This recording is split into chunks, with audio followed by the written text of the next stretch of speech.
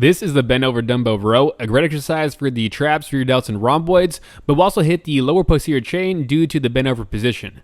Before we get to the setup, just pay attention to the control on the way up, the pause, and the slow eccentric on that way down.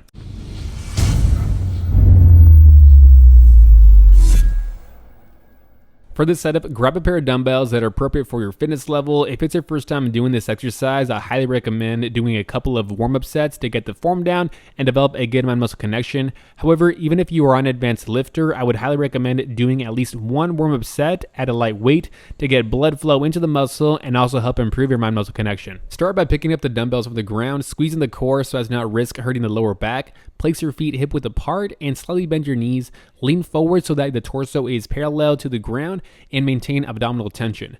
To maintain a neutral spine, imagine as if you are pushing the belly button towards the ground slightly and pushing the chest through the arms to prevent excessive rounding of that upper back. Hold the dumbbells shoulder width apart and in a semi-pronated grip with those hands at 45 degrees, as you can see right here. This is your starting position and you are ready to row. Row with the arms up at a 45-degree angle with the torso, matching the same angle of the hands that you started with. Imagine like you are pulling through the elbows and pulling slightly towards the hips to minimize use of the biceps, and feel as if you are trying to squeeze the shoulder blades towards each other as you go up and pushing the chest and rib cage forward through the arms to get a better contraction. In addition to rowing up and back, also imagine as if you are pulling the elbows out to the side a little in the same direction that the elbows are pointing. Pause at the top, especially on the first half of your set, and as you're going back down, imagine like you're still pulling up to keep tension through the back. Also on the way down, imagine like you're pushing the dumbbells out to the side just a little. This will help you feel more tension through the rear delts on that way down. And a super key tip here is, as you've likely noticed, I start my back parallel to the ground, and as I row up, I bring my torso up a little, roughly 30 degrees from parallel.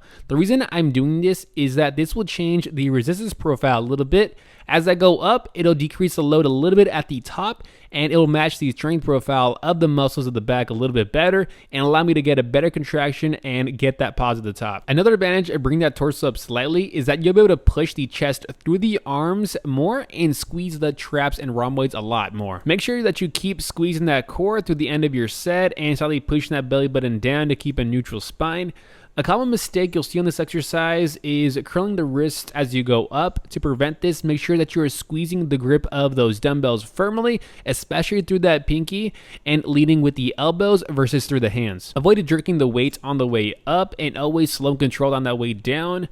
Avoid pushing the head and neck forward excessively and try to keep it neutral with the spine. Thanks for watching. Hit the thumbs up right now and subscribe if you like doing exercises the right way. See ya.